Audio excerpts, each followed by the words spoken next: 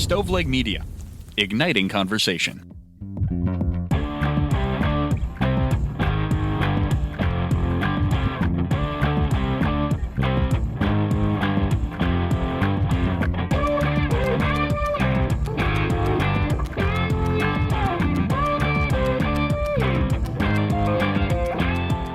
This is True Crime Cast, and I'm Jamie, as always, with John. What's up, dude?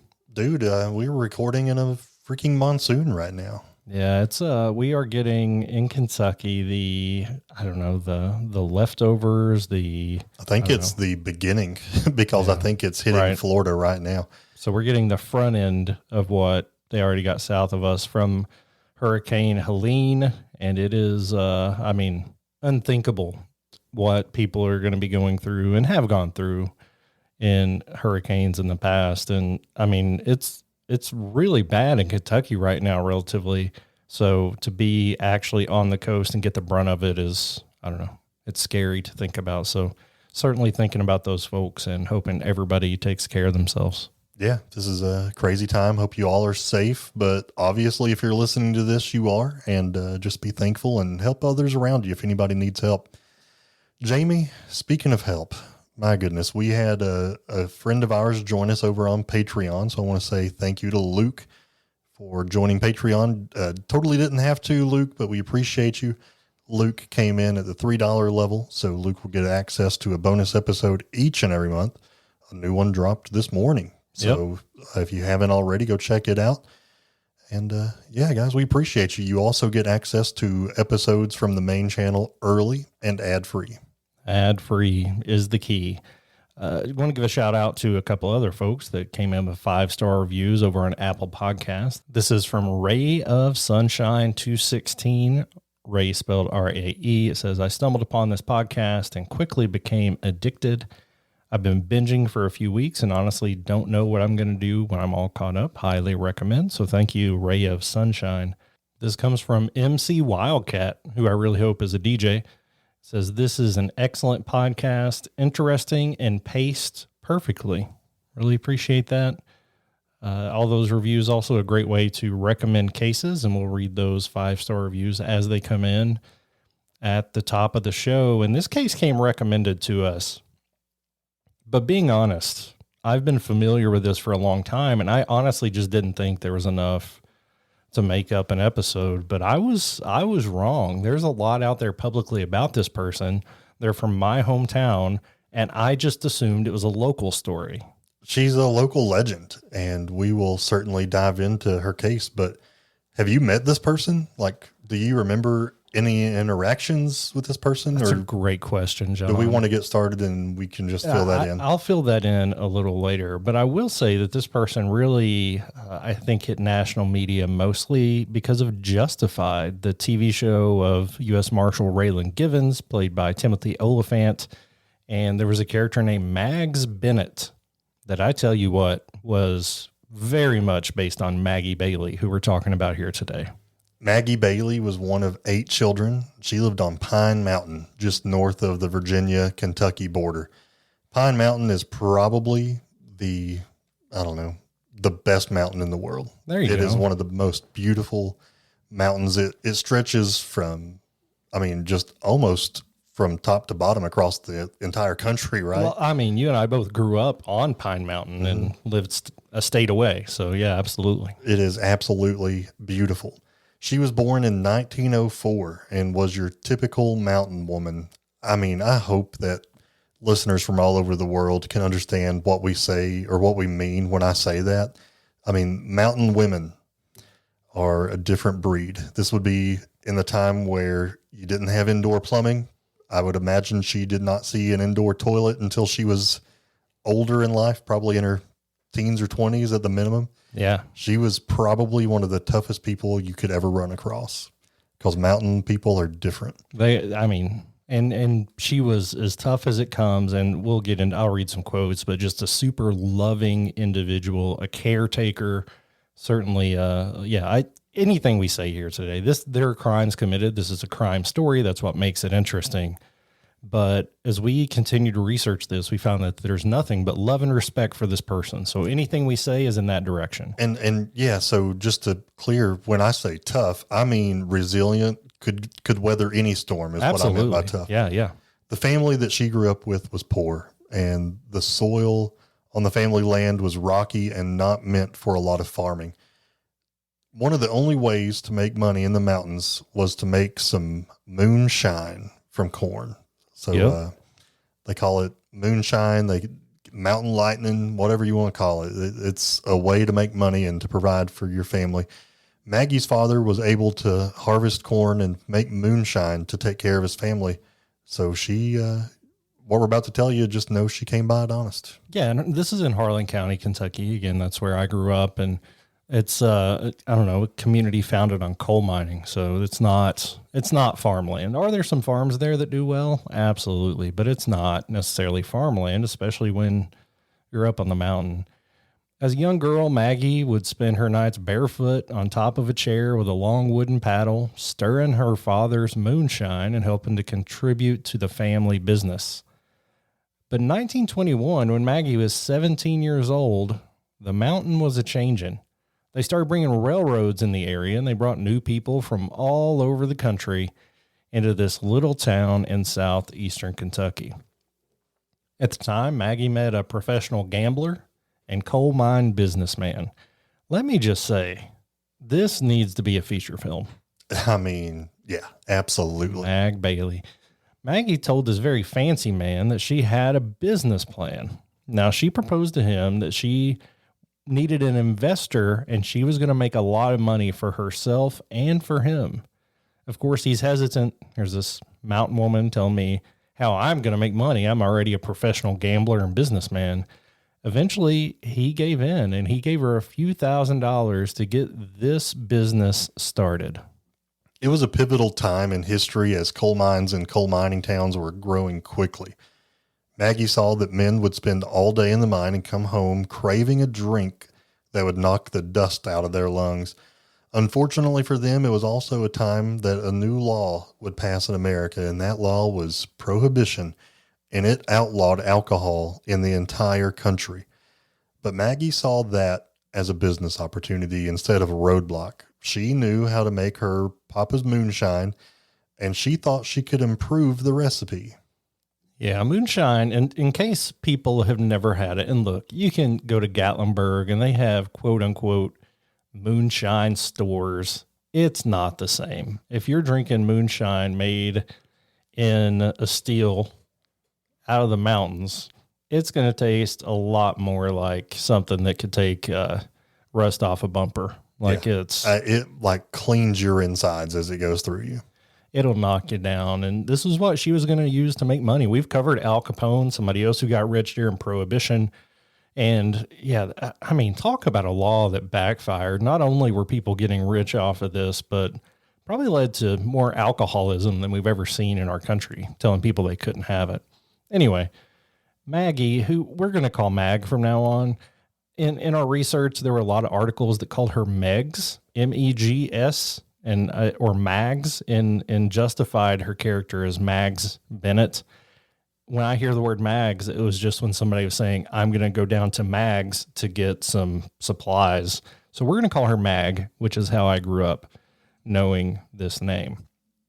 She rented a house on the outskirts of town and turned it into a moonshine factory, started producing hundreds of gallons of liquor, which obviously was untaxed because this was illegal. Before long, everybody in the area knew where to get their liquor. A lot of them didn't have any idea that it was being run by this young, sweet lady up in the mountains. They just knew where to go pick up the best moonshine around. It quickly became the most popular in all of Eastern Kentucky, and that may sound silly, but at the time, that's saying something. Absolutely. I would love to have, like, if she kept any records of how much she sold, I would love to see those numbers. In 1933, Prohibition ended, and Maggie wondered if her business would end with it. Taverns and distilleries were reopening, and unfortunately for Maggie, women were not allowed to own a liquor business.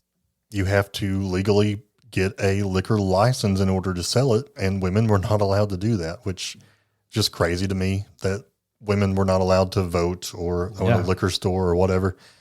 But at this point, Maggie had been making and selling liquor for 14 years, and she was not going to give it up easily. So she became the first woman to obtain a liquor license, and she opened a business and called that business Mag's Place. Maggie sold legal whiskey out the front door, but people still wanted that moonshine. So out the back door, she would sell some good old mountain-made moonshine. And she remained in business even through the Great Depression. And I love, that just speaks to mountain people. Like, yeah, we might not have jobs or food, but by God, we're going to have liquor. Yeah. And that's, I don't know. That's, I think a lot of what happened during Prohibition, let alone after that.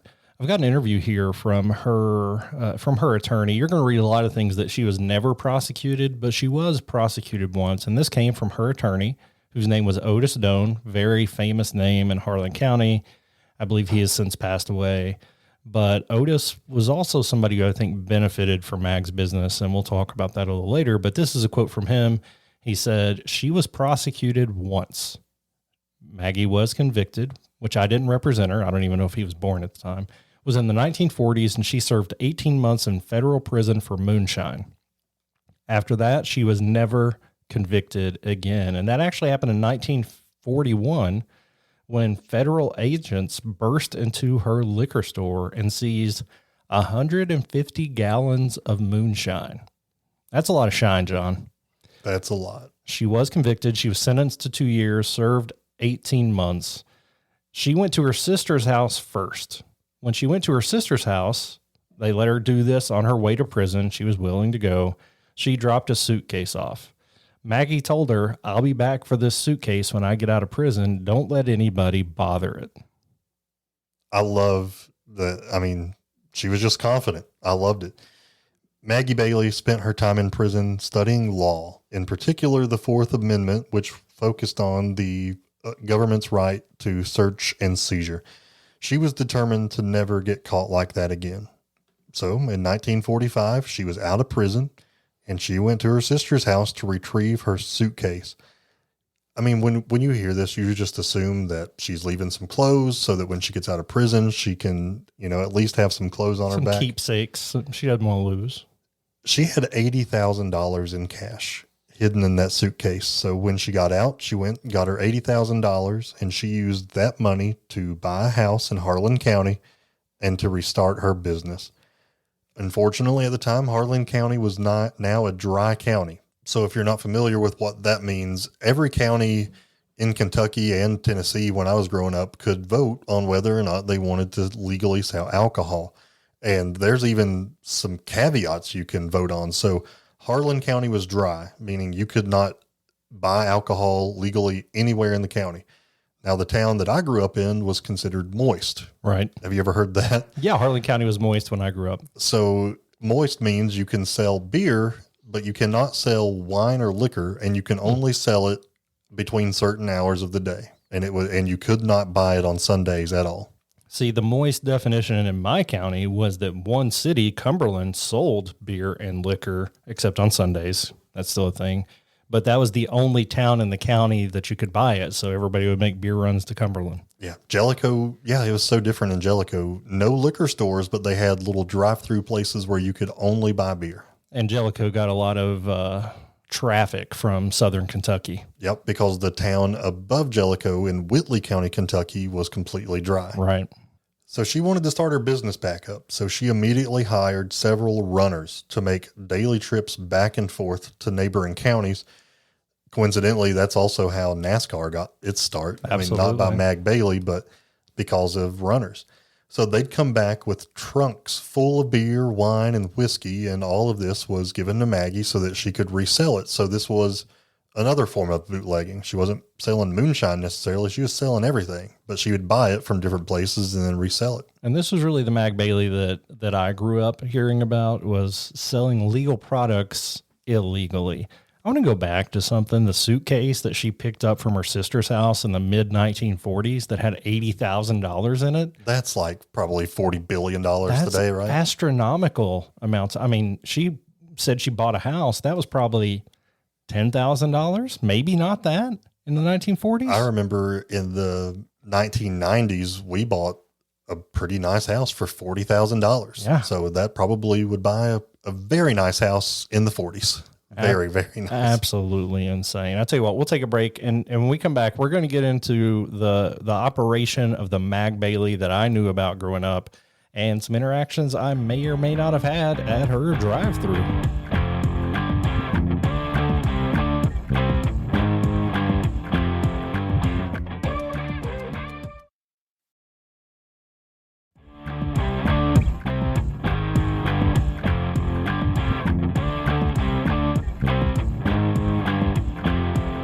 So she got the suitcase, she got the cash, she got a house, and then she went back into business. And this time, like I mentioned before the break, it was more like a drive-through. You pull up in Mag's backyard, take an order, and talk with Mag, and then you drive around and pick up what you wanted. This is a situation, John, that I have. I don't think there's a statute of limitations. When I was in high school, this trip was made not by me. She wasn't selling it to me as a kid. She wouldn't sell it to kids or drunkards, actually. I was with my dad, and we went around, and my dad, after football practice, he picked me up. I was probably 15, maybe 16, and we went to Mag's, and my dad told me he was going to stop for some beer, so I thought that meant we had to go to Cumberland, which was actually pretty far out of the way. Now, this was listed in a place called Clovertown, if you Google it, but I honestly, I lived there for 18 years, never heard the word Clovertown, I don't think. This was on the Everts side of Harlan, is how I would describe it. But I remember driving around. She would ask you who you were. You'd throw her your last name. If she didn't know you, she'd ask you who your parents were. She'd figure that out. Then she'd sell you beer and say, hey, if a state boy stops you, you didn't get this here. I love that. That's the entire transaction. I love that. There was a bootlegger in Jellicoe, but I never went. I knew who it was, and I knew you could go there if you needed something, but I don't know. It's just special. Do they still even, is anybody bootlegging anymore? Probably, I'm sure they are, but I don't know almost everywhere, even where we live now, it was in Moist County and Madison County until a few years ago. And there's still some weird laws about when and where you can buy alcohol, but everything is pretty well wet nowadays. In her drive-thru, she sold liquor 7 days a week, and authorities kept an eye on her. During the 40s and 50s, they raided her house 62 times. But Mag was smart, and you remember, while she was in prison, she spent a lot of time studying the Fourth Amendment. Each time her place was raided, officers would find liquor in different spots around the house. Sometimes it would be outside in the trunk of a junk car. Sometimes it would be like in a barn or an outbuilding. So each time she was arrested, the charges were dropped because their search warrant never included these secret hiding places where she would put it. Search warrants have to be very specific. They have to say, we are authorized to come into your home and search every open area. We're opening drawers and doors, or it can say, we're here to search the outside of your premises. We're not allowed to dig, or we are allowed to dig. Like, they're very precise. And she made it to where the search warrant was violated every time they came to her house. So she was never prosecuted again, with over 60 raids on her business. Her attorney said that she had 1 million places to hide it, and she had a labyrinth of buildings all around her dwelling. So she had set this up as a maze in order to utilize the Fourth Amendment as a weapon to keep her business open, and it worked. And even if authorities had evidence enough to bring her to trial and try to convict her, juries would not find Maggie Bailey guilty. First of all, she'd always come to court wearing a flower-printed apron with her gray hair and that very grandmotherish look. And secondly, Maggie was far too beloved in her community to ever have a jury of her peers convict her. She knew everybody in town. And when people were struggling during the Great Depression, she gave them liquor on credit. She let them sell the liquor themselves and pay her back, and then they get to keep some of the profits. She brought food to hungry families and even paid for college for several of her neighbors' kids. Maggie made a point to never sell her liquor to children or people who were known to be alcoholics, and she didn't even drink herself. So Yeah, I love the fact that everyone in this county knew her and they were not going to convict her. Absolutely. And here's another reason for that. And this may not be above board. She did put 3 people through school. And I'm not going to say any names, but I'm talking attorneys and judges that she helped to go to law school. That is a great business model. It really is. Again, this is coming from Otis Doan, her attorney, in an interview he did, I think, with NPR. People in the community just loved Maggie. Maggie was the type of person that bought food for families if they were having a hard time. She helped send people to school, to college in her community. She never had any kids of her own. She, along with her sister, raised 2 nephews. And he said that Maggie, to him, was a big asset to the community. And everybody said she was a delightful lady. She was like a grandma that desperately cared for all those around her. And again, that's her putting attorneys and judges through prison is the word. I don't have any documentation to support that, but I think it makes a lot of sense. Her attorney would say, like you said, she's an expert on the 4th Amendment. She knew laws as well as anybody, a lot of times better than the judges or better than the police officers serving those warrants. Now, I'm going to take this back to Justified a bit, where she was more or less portrayed on screen. Mags Bennett in the show dressed like an elderly grandma. I actually was watching that earlier this week to kind of prepare for this. She was more in a drug running business in the TV show. Maggie Bailey never did that we know of. But in the show, she also like killed people. She was famous for her apple pie moonshine in the TV show, and she would poison it sometimes if she needed to. And her sons would go and were hitmen and protectors. Mag Bailey did not have children, but she did love on those that are around her, helped to raise some nephews, and just a little bit of a contrast there from how she was portrayed on TV. But she continued in business for decades. No matter what evidence they thought they had against her, they couldn't convict her, whether it was her knowledge of the law, the jurors wanting to keep her around, or the fact that she put people through school. She really stacked the everything on her side. And because of that, of course, the authorities were going to continue to try to bring her down. Police raids continued at Meg's place. And in 1965, they found something that they could use against her. Officers were there. They were busy confiscating 200 cases of beer and 50 cases of whiskey when one of them noticed something in Maggie's closet. In a small corner where 14 paper bags and 12 old socks were, every one of them was filled with $100 bills. Police reported that they found $480,000 in cash hidden in that closet. Maggie was stingy. She only wore secondhand clothes from her sister. She never once owned a car, and she never had been to a movie. In fact, she still kept hogs and chickens and cows to raise, and she also she lived off the land. She used those animals to make her own food. Maggie saved every dime that she ever made. This also meant that she was not reporting it on her taxes, and of course she wasn't paying taxes.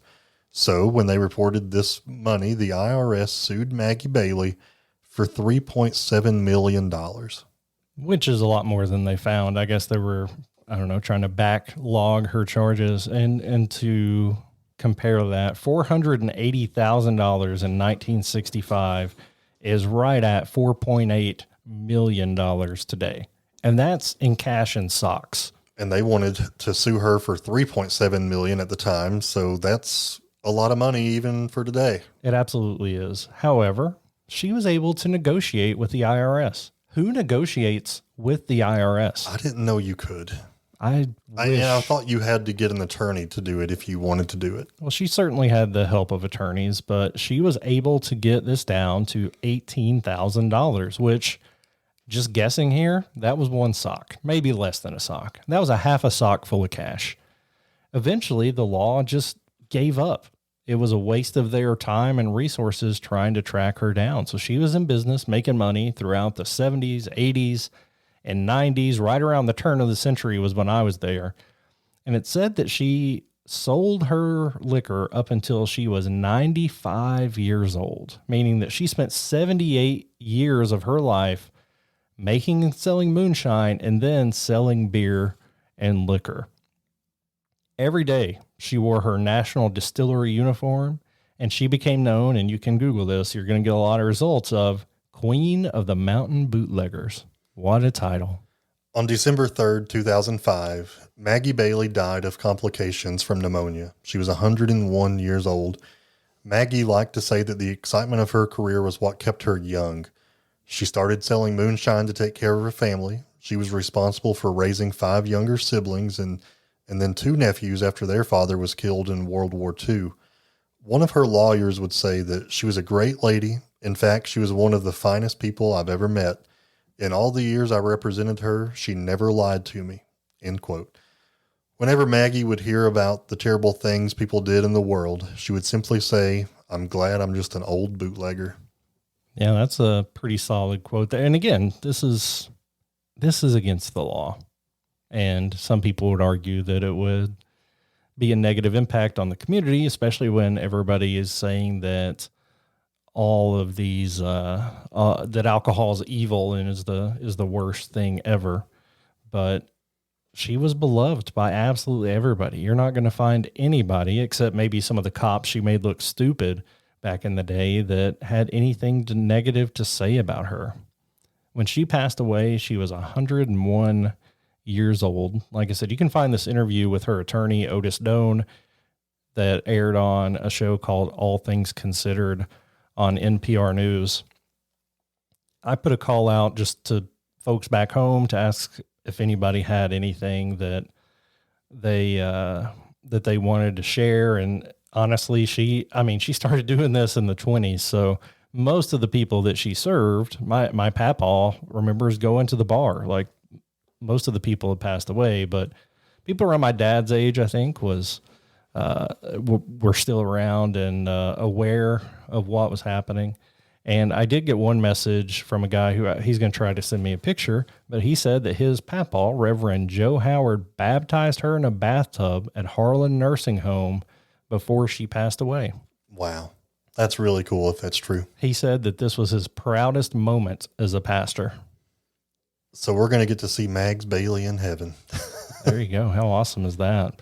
Yeah, it's and I mean, I've heard from several other people just like, oh, I remember that, or my dad used to talk about that. My parents used to drive by and show me where she was, and it was always in the same location. It was not like she was hiding in the woods. Like, it was, you would drive around kind of to the end of the fence and circle back by the house and tell them who your mommy and daddy was, and they would give you what you wanted and send you on your way, usually in a brown paper bag, so it wasn't just out there for the world to see. But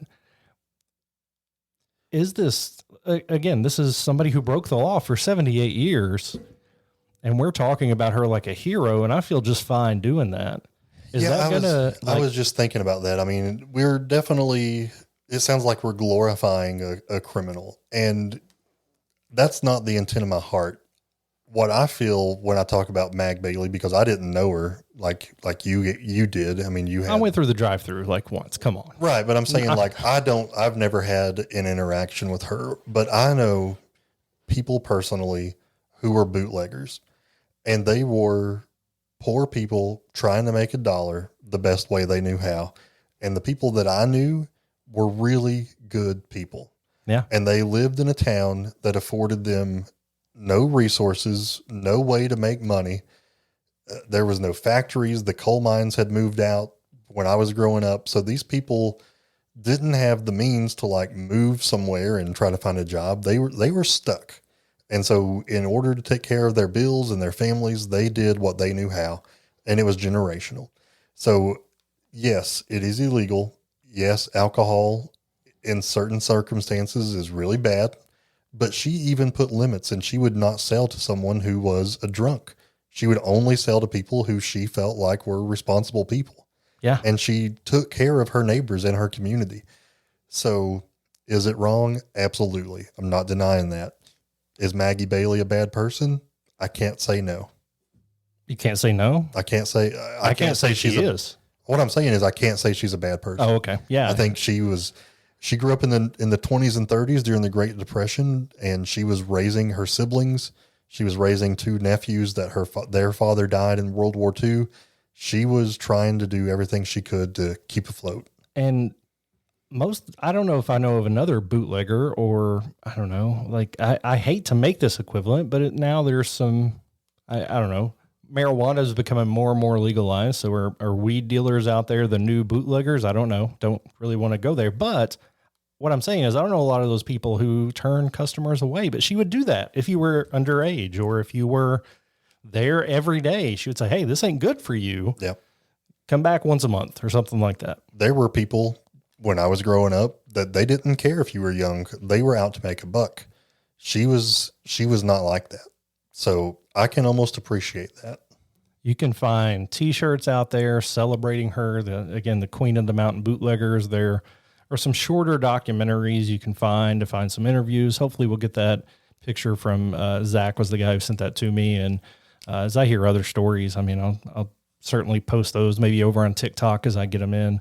But yeah, this is just fascinating to me. I grew up thinking this was just something that maybe my family and my cousins knew about, but this became a national story of her success. And this interview with her attorney, Otis Stone, I mean, just goes to show that people weren't speaking ill of her when she was gone. It wasn't thankfully that's out of our community or anything like that. It was a loss for the community very much. Let's just take a moment to talk about moonshine, because when I was growing up, and even Angelico today, moonshine is just a part of our culture. Yeah. And I'm not talking about the stuff that you can buy off the streets in Gatlinburg. I'm talking about the stuff that was made in the deep hollers of a mountain that no one's ever seen before. Yep. Everybody had a mason jar full of moonshine. If you're not familiar with a mason jar, it's a jar that's made out of glass. You can see through it. It's got a top on it that you can unscrew. Usually used for canning. Yeah. People would can vegetables, and that's what it was in. But everywhere I've ever seen it, it's a glass bottle and it's tucked away in a paper bag, a brown paper bag. I've gone in friends' houses and opened their fridge and it's in there and everybody knows what it is. It's not like, oh, I wonder if there's water in that jar. That was never a question. It was clear as water. And you could even keep it in the freezer because it was solid alcohol or straight alcohol. So it wouldn't freeze. It would not freeze. If it did freeze, that means somebody had been drinking it, didn't want you to know it. They filled some of it up with water and then that would freeze. But, people who didn't even drink had moonshine because it was a medicine back then. If you've ever sipped on moonshine, you know it will open your lungs up. Yep. And so if you had a chest cold, they would give this to, I hate to say it, but mountain people would even give it to their kids. Give them a spoonful of moonshine. It's not going to make you drunk, but it will open up your lungs and break up whatever mucus you had. It is powerful stuff. And it was just a thing that I feel like even our pastors in town probably had a little jar of moonshine for medical reasons. Yeah. And like I said, if somebody said, I need you to bring me moonshine today, I could make it happen. Yeah. I would have to go to Harlan, but I could make it happen. I could have some in probably 30 minutes or less if I wanted to. And again, I'm not talking about the stuff that you buy from Gatlinburg. Yeah. There's no labels on these mason jars. And this we're not selling it. We're not trying to. Don't contact us for your. I'm just saying, if I had the desire, I know who to call. And again, she is a legend. She first came on my radar that day when we pulled into her driveway, and I was just super confused about why we were going to pick up beer at an old country house. And, I still see it in my head. It's one of those core memories, I think. And I think it's a positive one. It's not one of glorifying alcohol or breaking the law. It's one of really community and unity, if that doesn't sound too weird. So she owned a bar, Maggie's Place or Mag's Place. Is that still a building that's standing in Harlan County? Like, is it? And was it in Harlan, downtown Harlan that I know? Or no, it was in her yard. Somewhere? It was in her yard. Yeah, no, and that wasn't functioning anymore. I don't think when I was growing up. My papa had been there. It was like a barn up in the back of her yard. And you could go and there were bar stools and the whole deal. And how far was your house away from Mag's Place? I mean, was it a long car ride to the Bootleggers' house? Or? It wasn't. I mean, I went to school in town and it was right outside of Harlan proper. And so when my dad picked me up from practice, it was right there, but back to my house is probably a 12, 15-minute drive, something like that. Yep. And I feel myself sounding more country than normal. This is awesome. It's I wish people could just know this way of life like we do, because it was the good old days. It was. And yeah, people like Mag are legends. I'm glad she was able to get some notoriety on TV. I don't know that Mags Bennett on Justified was the best portrayal, but it did bring up the conversation. So this certainly could be a movie to be made. So if any of our movie making friends out there, if we have any, let us know. We'll help you find the right folks and write that bad boy up into a screenplay. Yep. All right, guys, we appreciate you listening to us each and every week. Again, new episode of Patreon is available today, so go over there, check that out. If you want to listen to a little sample for free, you can do that. It's only $3 a month to sign up. I think they might charge you some fees and stuff now, but it's not us getting that. So we appreciate you checking that out. Like I said, a review is a great way to recommend cases. A lot of our recent cases have come from recommendations because we get those in and we do a quick Google search to A, make sure we haven't done it, and B, to see what the story's about. And we're like, well, we have to put this on the list. So great way to send us recommendations, and we look forward to continuing to do that. Also continuing to grow over on especially TikTok. So make sure you go follow us over there at True Crime Cast and engage in the conversation. Until next crime, this has been True Crime Cast.